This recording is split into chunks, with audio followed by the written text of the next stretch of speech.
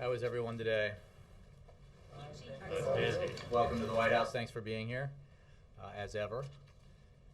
I have no announcements to make at the top, so I'll go straight to Ben Feller of the Associated Press. Thanks, Jay. I had a question that I think carries over from the campaign to the White House, so I'll give it a try here.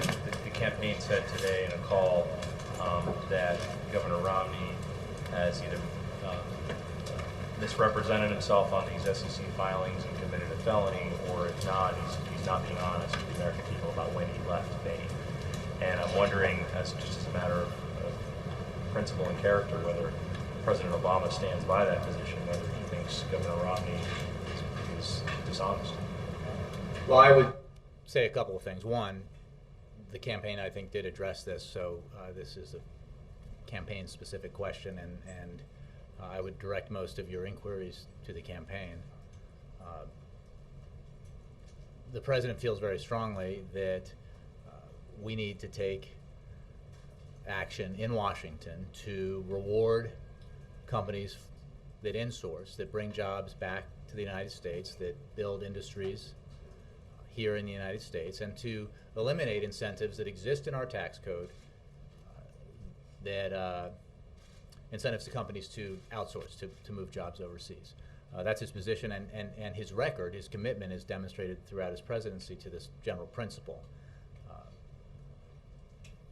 There's been some discussion about the Recovery Act, and the entire purpose of the Recovery Act was to grow the American economy and grow American jobs here at home, and that's what it did. It's widely recognized to have broken the back of the recession, to have reversed a situation where we were losing jobs at a rate of 750,000 per month, to one where we've created over 4.2 million private sector jobs. The Recovery Act alone is viewed by outside economists as having saved or created over 3 million jobs. And it was one of the principles. The Recovery Act had many components, but one was to provide direct relief to states to stop the hemorrhaging of jobs in areas like public schools and police and fire departments. Another was to give the middle class a tax cut to help it weather this terrible recession. And another was to make some long-term investments in industries that would help the economy grow in the future, and that includes in the clean energy industry. And one of the successes of the Recovery Act was getting companies that had the choice of building facilities in China or India or Europe or the United States to make the choice to build in the United States. And there's example after example of that. The advanced battery industry is a good one. It was virtually non-existent when this president took office in this country. Had about U.S. facilities had about 3% of the market, and we're well on our way to having a substantial portion of that market because of the investments in the Recovery Act. So, I can talk about the president's position on insourcing versus outsourcing, his demand that Congress act to end incentives that encourage companies to outsource. But for campaign-related specifics, I'd refer you to the campaign. Okay. One quick follow, and then quick one on another subject. I think this goes straight to the president, so I'll try. When Romney became the presumptive nominee, the president called him, and I'm paraphrasing here, but essentially said, congratulations, and we ought to have a big debate about the future of the country and the vision of the country. Does the president think that what's happening right now, this debate about who's telling the truth, who's lying, is this befitting of a presidential campaign? Look, the president believes that there is a great deal at stake in this election. You hear him say often that this election in many ways might be more consequential than the last one. What we have now is a situation where there are two starkly different visions about how we need to move the country forward economically. He remarks, and I think it is remarkable as somebody who covered it, that the president succeeded a Republican who believed in immigration reform. He ran against a Republican who believed that climate change was real. There has been a more, like, the differences between the two parties and their positions and their visions have become more and more stark in a short period of time. The matter of tax fairness, the issue of what you would do to encourage the development of the development of industries here in the United States that create jobs for American workers here in the United States, and what you would do to prevent or discourage companies from outsourcing. Those are fundamental matters of debate, because as the President said, he could not agree more with the idea that the economy is the #1 issue in this debate. And he is very interested in having that discussion. I mean, if you're referring to the article in the Boston Globe, I mean, that was a piece of reporting by your colleagues that, you know, it's not something the campaign produced. So, it's an interesting read, but beyond that, I would refer you to the campaign. The other topic is the Penn State report. I'm wondering if the President has been made aware of the findings or read them themselves, and if the White House has any reaction. Well, I haven't spoken with him about that today, but I suspect he is aware. You know, he addressed this not long ago, and I think he made an observation that I know he feels deeply, which is that what happened at Penn State is a reminder that individuals and institutions have grave responsibilities to make sure that our children are taken care of and protected.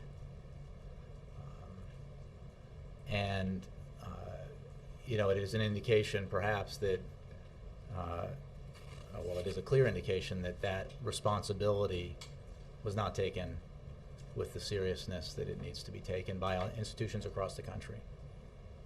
So, as you know, he's a devoted sports fan, so followed this story, and again, I haven't spoken with him about it yet today, but I'm sure he's aware of it. Yes, Jeff. Jay, can the President do more to show leadership on being transparent with regard to documents, records, his own background? That's another sort of underlying theme here that the campaigns are clearly going in. You talking about Donald Trump? Or Not talking about Donald Trump. Well, you have to ask me a specific question. I mean, I think the President's record of unprecedented levels of transparency in the White House is well established. His record as a candidate, both when he ran for the Senate, when he ran for the President in 2008, and now as a candidate for re-election, in terms of transparency, is a solid one and reflects a long tradition of being an open book, as I think he described it when he was asked this question not long ago. That's part of the process. You know, it's not always pleasant or comfortable, but it has become a well-established tradition in our country to make available information about one's private dealings. You know, that just comes with the territory. So he not only accepts that, but practices it and believes that it's the right thing.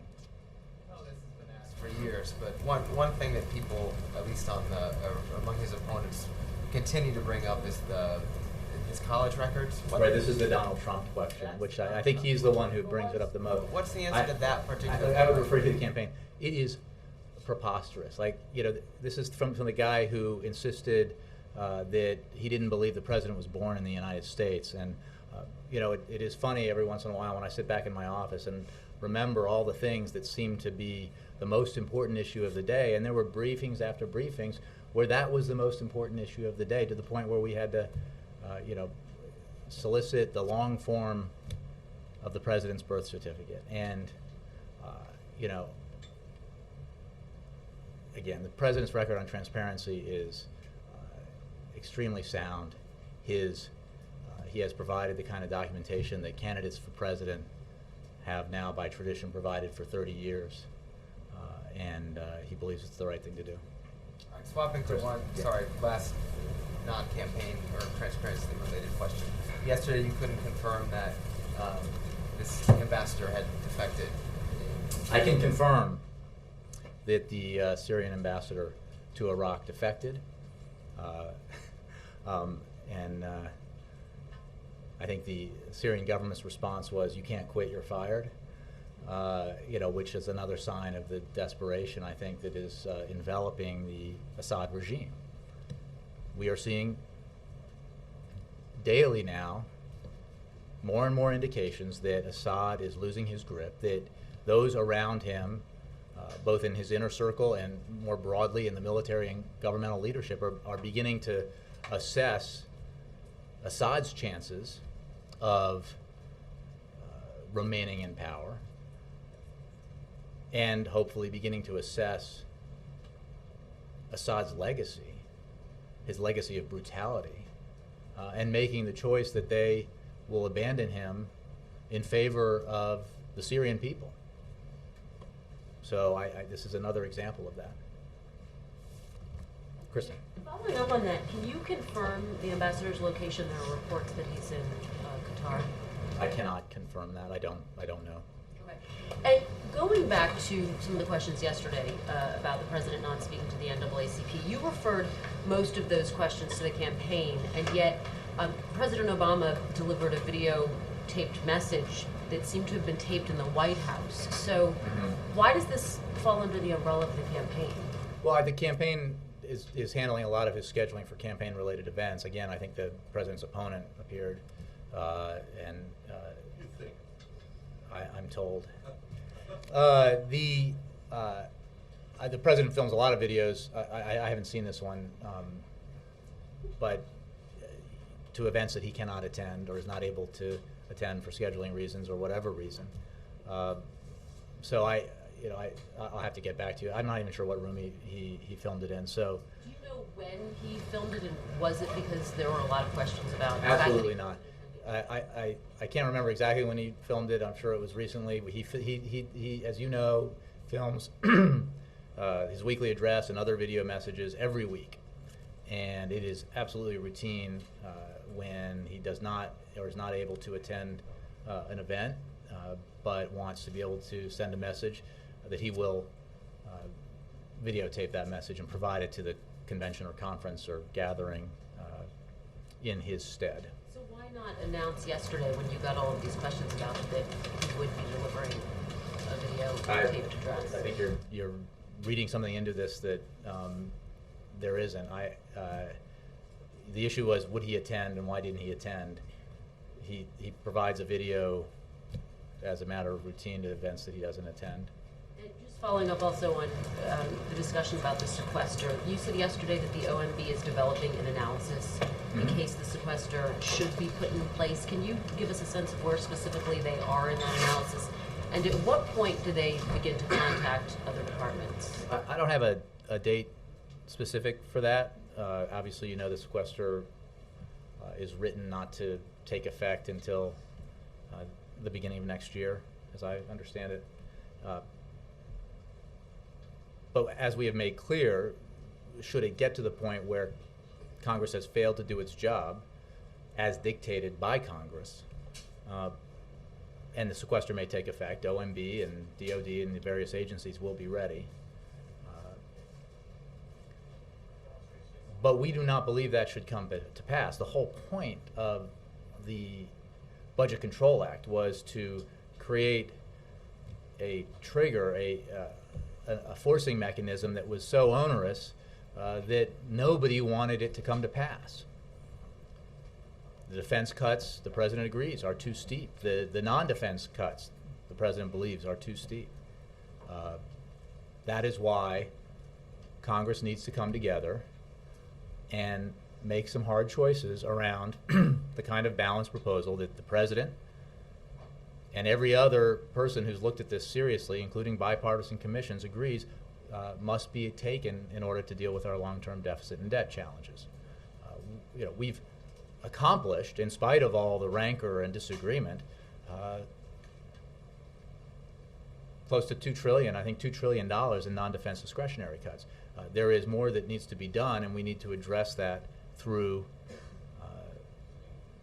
a balanced approach that Congress needs to take up, and that's how we avoid the sequester, which was never meant to be implemented. Bill. Jay, in talking yesterday about tax cuts, you mentioned the president was always open to compromising. So I want to ask you, how locked in is the $250,000 ceiling? I mean, Could it be adjusted to 500,000 or $1 million? Is there some play there? Well, what I've said, I appreciate the question. What I've said, the president's position is what it has always been. He will not extend tax cuts to the wealthiest 2% of the American people. He is committed to extending and believes we should make permanent tax cuts for 98% of tax-paying Americans, a middle-class tax cut for Americans who need it.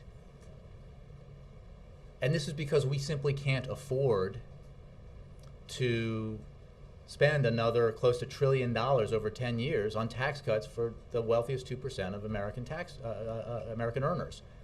You know, one of the reasons why we have the fiscal situation that led to the Super Committee and the Budget Control Act and the negotiations last year is because those two tax cuts were promoted by the previous president, passed through Congress and signed into law, and were totally unpaid for. And what we saw as a result, in part of those policies and many other policies that were implemented, was the slowest job creation of any expansion in recent memory. We saw the middle class put under even greater stress and saw its incomes stagnate and shrink, while more affluent Americans saw their wealth increase. And if all that weren't bad enough, we had the Great Recession, the worst financial and economic crisis of our lifetimes. So, you know, it's not that hard to deduce that we shouldn't do that again. What we should do, since we all agree it's the right thing to do, Republicans and Democrats alike, is extend the tax cuts for 98% of the American people, pass it now, the president will sign it right away. And then we can continue to debate whether or not the right economic policy, the right policy to improve job creation, to improve economic growth in our country, is to give more tax cuts to the wealthiest Americans. And I understand that there are people in Washington who believe that is the right policy. There are candidates for office who believe that is the right policy, that is the ticket, that is the key to future economic growth. And that is a debate we should have. But we should not hold 98% of American taxpayers hostage. We should not say, you know, you're going to get a tax hike unless the wealthiest 2% get a tax cut. We should all agree on the idea that 98% of American taxpayers should get a tax cut, get that security and certainty, and then debate the issue of tax cuts for the wealthy. You know, there are supporters of the president, Democratic leaders, who think who calculated they could go up to $1 million and still have sufficient revenue to do it. The president firmly believes that we cannot afford to extend tax cuts over $250,000. He's made his position clear. I think you've seen broad support from Democrats for the president's position, and we certainly hope to see the Senate given the opportunity to vote on that proposal in the near future. Yes, Ann. Thanks. Was the president serious on Monday when he said challenged Congress for an immediate vote on this? Because yesterday in the Senate, twice during floor action, that was proposed so long as they voted on something else as well, a different version as well.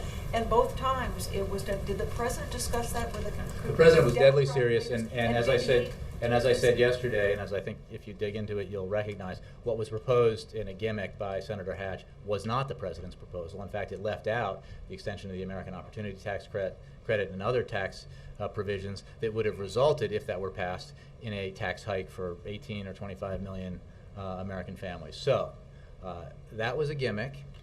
The Senate is in the process of considering very important tax relief for small businesses that the president has initiated and supports. And there will be a vote, we hope, on the president's proposal, which includes all the middle-class tax cuts that were part of the president's plan. And he believes that there will be strong support from the Democratic Party for that, and that there should be 100% support in the Senate, because, I don't know, go to their websites. Doesn't everybody in the Republican Party support tax cuts for the middle class? And if so, they should vote for it. On the NAACP speech, the vice president's office says that was a political appearance of his today. And I assume that the president's video was a political one and all, if you would. I have to, I check. promise I haven't seen it, as I was just asked about this, but It looked like a radio. I think we were weekend referring address. to the campaign on this because this is a campaign. My It was a question is campaign this: question. the vice Yeah. president used the official presidential seal on his podium, as the president did on Friday at Carnegie Mellon, using the presidential seal at what was clearly announced as a campaign. Is he changing the policy now? Is he going to start using the presidential You've seal? covered a number of presidents, Ann, and you will find that many presidents running for re-election have, when they stand in front of that particular podium, use the presidential seal. It's government. That podium is government property. We don't hang campaign signs on it. We use the presidential seal. And in almost every one of President Obama's campaign appearances during this cycle, he has not. I think if you look at, again, we can have this discussion in more detail, but if you pay close attention to it and you look at the podium, you'll recognize that when that podium is used, that we use the presidential seal. Anybody in the front? Margaret. I'm gonna have to come up with another question since Bill Press took mine, but Mine. I'll give you a little time. Like I Okay, said. no, it's okay, I got it. Number one, should we expect some Iran sanctions to be coming today? And since we're here now and they haven't yet, can you tell us, if so, what they are? And also, can you talk to us a little bit about tomorrow's trip and any travel next week in terms of what he wants to accomplish from a policy perspective as well as the politics of the travel?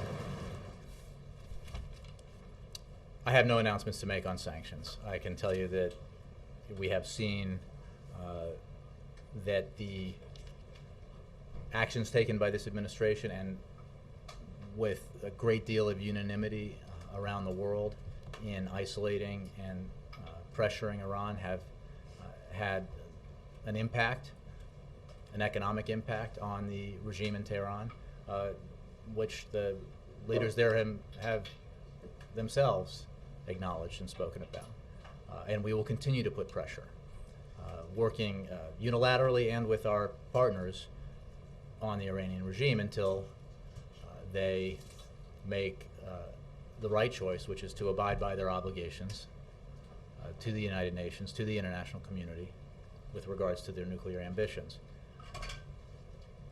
I believe that the upcoming travel that you're referring to is campaign travel, but I think the point you make is a good one, which is that the president has been and will continue to talk about, as well as his broader message that the campaign can discuss with you in more detail, some very specific things that have to do with what Congress can do now, what we can do now to help the American economy grow and create jobs. And that, I think, begins with what we've been discussing already today, which is the need to have Congress extend the middle class tax cuts. You know, I think I mentioned yesterday, people, isn't that just a political issue because the Republicans aren't going to go along with it? Republicans are complaining that you're trying to beat them over the head with this by supporting middle class tax cuts. You know, my answer to that is, if that is what you fear, then take the opportunity away from him by extending the middle class tax cuts. That's what he wants. He thinks it's right for the economy. He thinks it's right for the middle class, and would not be happier to sign that bill right away if the opportunity presented itself. Quick follow-up. Since it's turning into that season where so many days now he'll be on the road, and many of these days will be almost entirely campaign days for schedule purposes, how have you guys broken out how he manages the time that he needs for policy stuff? I mean, there's obviously, you can do all that stuff, there's communication on the plane, but the foreign leader calls, the briefings on actual issues and what's going on, how have you scheduled time into those days for him to do that? Well, that's a good question, and it's obviously one that every incumbent president must confront if he or she is running for re-election, as this president is. We, as previous presidents have, benefited from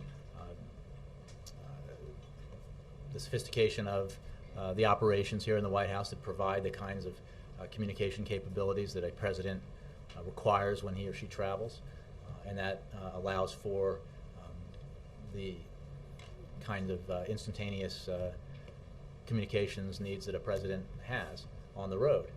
But he gets, as you know, I think you and I talked about this a little either earlier this week or last week, a president of the United States, even when he or she is running for re-election, is president of the United States 24 hours a day and 7 days a week. And therefore, the presidency travels with him or her wherever he goes. And that requires national security staff and obviously Secret Service and other staff, but other White House staff that travel with him, in addition to campaign staff who are helping him manage the events that he's engaged in. So, it's no different from President George W. Bush when he ran for re-election, or President Bill Clinton when he ran, and I'm sure Ronald Reagan, George H.W. Bush before them. So, but I remember some stories a few months ago that talked about how we were not ramping up quick enough. And the president's committed to. When I say we, I mean that the campaign was not ramping up quick enough, and the president's first commitment is to his responsibilities in office, and that is just a reality that you have to accept if you're president, that there are going to be times when the campaign has to wait because he has to make important decisions, have important conversations with foreign leaders, or meetings with staff and others, members of Congress, to get the work done that needs to be done. Yes. Go ahead. Did the president You have to tell me who you are Yes, first. I'm Tamara Keith from NPR. Oh, yes, sorry, somebody emailed me about that, and then I blew it. Nice to see you. Thank you Nice for to being see here. you.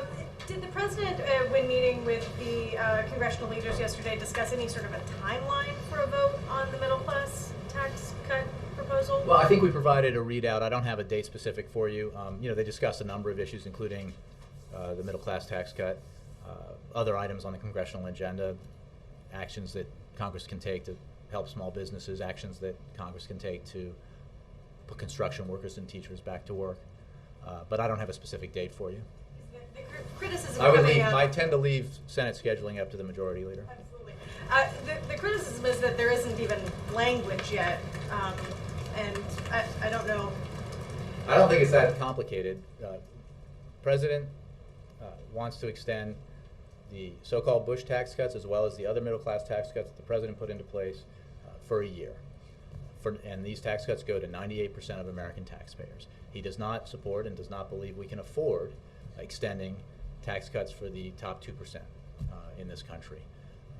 And that is his position. And I'm sure there will be an opportunity for the Senate to vote on that, as Majority Leader Reid has said. But I will leave it to him to announce when that's going to happen. Laura. Following up on Margaret's line of questioning, I have no doubt that when there are urgent priorities and in his job as president, he makes the time to make that happen. But when he gets to the point where he's campaigning, almost every day on the road, what goes? I mean, there's only so many hours in the day, and he does still have to sleep. So what is it that he has been doing all along that he won't have time for when he's in intense campaign mode? Well, I think, as you might expect, and you have seen in previous administrations, that there is less foreign travel in a campaign re-election year. Foreign travel tends to take up a great deal of time. It's very important. This president has traveled widely in pursuit of American interests around the globe. But it is certainly the case that there will, I'm sure, be fewer days out of the country this year for the president than in previous years. I think that's a result of the reality of a campaign year. But other than that, I think that there really is the opportunity between the days he's here and his capabilities when he's traveling, the opportunity to get the briefings he needs, have the interactions with foreign leaders that he needs and congressional leaders that he needs. And as I mentioned before, there will be times, I'm sure, when a planned stop on a campaign for a campaign event has to be delayed or postponed or canceled because of some pressing business of the presidency, and that's just how it is. And but it's nothing to complain about, right? I mean, he's running for re-election, and that's part of the process. Mark. Jay, on the seal, can you say why there was a change of policy in using the seal on lecterns at political events? Your predecessor made it clear during the midterms that President Obama would not use the seal at purely political events. Again, Mark, I would just refer you to past practice of previous presidents. When this president is at campaign events that involve raising funds for the campaign, he uses campaign, depending on the event, whether there's a podium or not. In this case, as has been the practice of his predecessors running for re-election, there are times when it is certainly in keeping with past precedent and appropriate to have the presidential seal on the podium behind which he is standing, because he is actually the President of the United States. I'm not saying you shouldn't use it. I'm just saying that 2 years ago you said one thing and now you're saying another. Well, yeah, I don't know that comment specifically, but I can tell you that this is in keeping with past precedent, and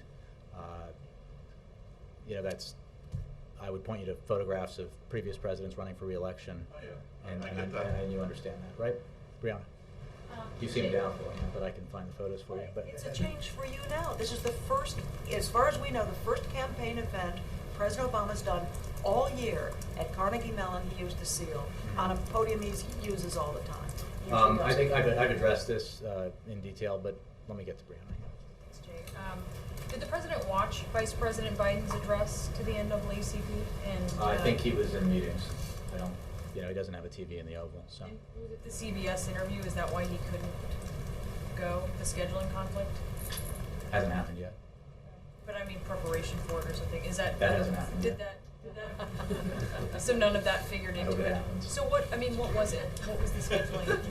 He has meetings all the time. I don't know who he's meeting. He has presidential daily briefing. He does, as much as he would like to, he doesn't get to watch often me at the podium, or, well, maybe he wouldn't like that, but, or members of his administration, cabinet members speak. So I can't guarantee you he didn't watch it, because I wasn't in whatever meeting he was in, but I'm pretty confident he didn't. And on the tax cuts, the president has said that he would veto an across-the-board extension. Would he veto anything over the $250,000 threshold? This is the reincarnation of you from yesterday and Bill from today. He does not believe, and it is not his position, that we should extend tax cuts beyond the 98% who fall under the 250,000. He will veto, as I've said and he has said, any extension of the high-end Bush tax cuts. Again, across the board it is a piece of. There are no proposals for that, because then we could go. Well, what about 251,000 or 332 or 723? His position is look, and there's a reason for it, right? I mean, I think that's generous in terms of the definition of middle class, right? I mean, it's certainly 250,000. Hold on. There's only 2% of American earners who make more than that. First of all, that 2% accounts for, in the Bush tax cuts, nearly $1 trillion over 10 years. $1 trillion that we cannot afford as we try to get our fiscal house in order. Two, it is important because sometimes when the questions are asked and this policy is explained, it is important to remember that everybody under this proposal gets a tax cut on their first $250,000 in earnings. So maybe some TV folks here, I don't know, will make more than that. You'll get, if you make $500,000, you get a tax cut. You get a tax cut on your first $250,000 of income. It's not that if you're one of the wealthiest Americans, you don't get any tax cut. I'm not asking about that. No, I know. But I wanted to take this if you opportunity lay to down- explain that every tax-paying American gets a benefit from this But extension. when you lay down the gauntlet on the across the board, Mhm. and then you won't say veto, you just say that's his position, you're not saying veto, it just I've makes said it veto. above the $250,000 threshold. I'm not aware of any proposals. I can't. Somewhere in between the, but But- it makes it seem like you're aware that you're What asking if for the something Senate you're bill not gonna that we were get? talking about before that's being written perhaps as we speak has it at $250,000.50, right? Then I've said he will veto it if it's over that. He will not support legislation that extends tax cuts for the wealthiest 2%. The 2% threshold is the $250,000 threshold. Alexis. Jay, I want to take you to an obscure topic, but it's an important one. I'm not sure it's actually been discussed in the briefing room, LIBOR. So my question to you is, what lessons is the president taking from the trail that the LIBOR manipulation is leading us through CFTC's investigation, Barclays Bank, and the other banks that may be implicated? What lesson is he taking? I know we talked about you this week. I'm trying to remember. London Interbank. What? How did it offer? Okay. It's I was trying to pass that test this morning. I would refer you and your questions to the Federal Reserve Bank of New York. I have not had this conversation with the president, so I cannot address that. I can tell you that, as I understand it, they issued a statement the other day noting that after they received reports of problems with LIBOR, they shared suggestions for reform of LIBOR. This goes to the New York Fed part of this. But in terms of the broader implications, I haven't had that conversation with him. But I think broadly speaking, this president took up the issue of Wall Street reform and is committed to its implementation because it's important that everybody play by the same set of rules, and that not just because that's how it should be, but because it's important for our economy and it's important for the global economy. So that's a broad statement about his position on things. I don't want to get too involved in LIBOR because I know it's under investigation. Yeah. And then Mark, go ahead. Well, no, I'm sorry. I called on this gentleman here who wants to say, Dobry dien. Right. This week you have criticized and at times kind of gently mocked Me? the Republicans' definition in some cases of small businesses is including hedge fund managers and wealthy lawyers and so forth.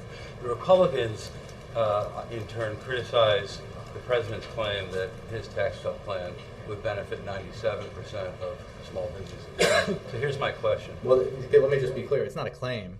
It's been established by the Joint Tax Center. It's been well documented by outside groups. It is, in fact, we're being kind in our definition of it because I believe the JTC said it was only 2.7%. So it's really 97.3% of small businesses would fall under the even under the definition that the Republicans put forward would do not have more than $250,000 in revenue. So, to your question. Thank you. But it's not just our claim. I mean, we are citing. I think Ann asked me where did that come from, and we provided that information. We even put it on the briefing. For a couple of decades under various presidential administrations, the Small Business Administration has been at times criticized by journalists for giving money to companies that are really not small businesses, that are larger than small businesses. This is an ongoing kind of dispute. What is the president's definition of a small business? Is it based on the number of employees? Is it based on the annual revenue? What is it based on? Does he have a definition? Well, I haven't had I'm not sure that he has his own personal definition. I'm sure that he looks to the SBA and his SBA administrator for that. But the fact of the matter is, and I think the point that we are making here when we talk about this debate with Republicans who sort of ignore the fact that, or try to ignore the fact that included in their definition of small businesses are hedge fund managers and law partners and others, is that 97.3% of small businesses benefit from the extension of the tax cut, who file in this way, S-corps, or, who file in this way, benefit from the extension of the middle class tax cuts.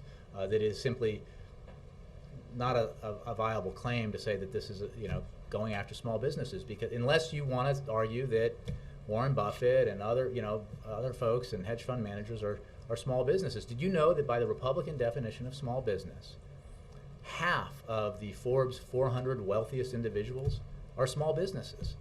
I don't think that's what most Americans have in mind when they think about, when they hear politicians talk about, and politicians of both parties talk about this, that small business in America is the engine of economic growth.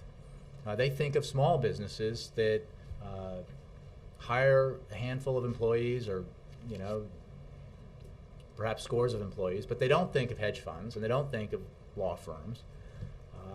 They think of the kinds of small businesses that they see when they walk through their towns, and maybe the kinds of small businesses that they themselves own. So this is the debate we're happy to have because we're right. So Jay, can I follow on that? Yes, Wendell, sorry. The SBA's definition of small business varies depending upon what it's doing. For a manufacturing concern, it could have 1,500 workers. And the criticism of the impact of the tax cuts is that they would impact, while only 2 and change % of the small businesses, nearly half the small business income. And that's where the jobs are being created. But again, that is with a measure of, do you know why there's a lot of income in that? Because there's hedge fund managers and law partners who are making millions, right? And again, if you're a small business and you file under the personal income tax code, right? If you're an S corp and you make $275,000, you get a tax cut on $250,000, and you benefit from every other tax cut for small businesses that this president has passed and signed into law. And if you're a small business that's willing to make the investment in hiring a new worker or expanding your wage base, you'll benefit from the tax cut that the president is pushing Congress to pass this week. I think the argument, though, is that the tiny small businesses are not hiring. What we don't really want to think of as a small business, a concern with 1,000 workers, they are. I'm not sure what the point of your question is. Again, 97.3%, 97% of small businesses unaffected. By the Republican definition of a small business, the hedge fund managers would get a big tax cut, law partners would get a big tax cut.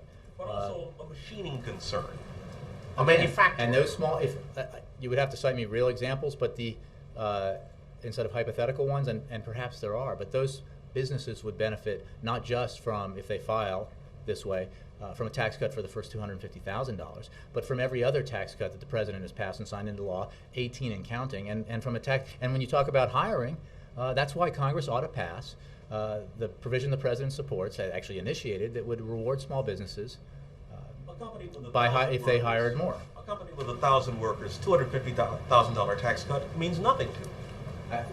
Wendell, you're talking about a hypothetical that I don't even know if it exists. If you want to come to me with, or come to our economists with an example of a company with 1,000 workers that files on personal income tax, files under the personal income, is an S corp, because we're talking. I think you may be confused here with the corporate tax rate here and the individual tax rate. The SBA's definition of a small business, which for a manufacturing concern is 1,500 workers or less. The issue here is how do they file their taxes?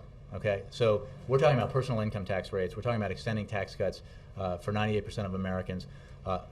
Individuals and how they file. The issue, the canard that Republicans put out there is that a lot of small businesses file as S corps, I believe it's called, and under the individual income tax code, 97% of them would not be affected by this. Mark Landler of the New York Times. Thank you, Jay. You addressed the issue of sequesters earlier, but I wanted to sort of put it in a different context. Tomorrow, the president's going to Virginia, a state that's economically dependent on military contracts. What should or will the president say to people in Hampton Roads and that area who don't understand the ins and outs and mysteries of sequesters? All they know is what they're hearing, which is that next year they could face these devastating cuts in military contracts. What message would the president have for those people? Well, I think he would make clear that what he supports, what he signed into law, what bipartisan majorities of both parties passed last year was a legislated commitment by Congress to take action to avoid the sequester. The Secretary of Defense, the President, and others have have made clear they do not support cuts in defense spending that would be called for in the sequester, as well as the president made clear cuts in non-defense spending that's called for in the sequester. The cuts in the across-the-board cuts were objectionable and onerous to both sides for a reason. That's why Congress has to act. And I think for defense industries and others, that there is, for everybody who cares about this issue, and everybody should, it's a reminder of why we, the American people, need to remind Congress that it's important to compromise and take a balanced approach here. That it is not the right policy to balance or get our fiscal house in order and deal with our deficits and debt by asking only senior citizens, only the middle class, only folks, parents with children with disabilities, to bear the burden. And that's what the bottom line is. I mean, that has been the stoppage, the stalemate that's been created by the Republican insistence that there be no revenues as part of a balanced approach. And that's unsustainable. And in the end, the president believes we will get that balanced approach because it is what the American people support and it's the right thing for our economy. All right. Yeah, sorry. I thought there might be one. Yeah. I mean, the president's message for the last 2 or 3 trips outside of Washington has been, let's give the middle class some certainty. Let's give them a tax cut. So the certainty in a time of economic uneasiness is a key part of his message. Now he's going to Virginia and saying, on the one hand, I want to give you certainty, but on the other hand, I can give you no certainty on a key component of your local economy, which is the military contracting business. Doesn't that sort of complicate his Well, strategy? he can't give certain. I mean, here's the thing. Congress passed a law, right? The point he's making with extending the middle class tax cuts is that here is something, amidst all this stalemate, that Democrats and Republicans all agree we should do, which is extend tax cuts for 98% of the American people, American taxpayers.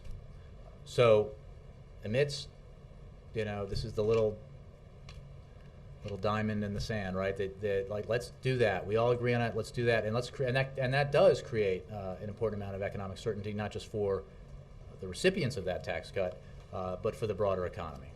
It addresses a portion of the so-called fiscal cliff. Let's do it now.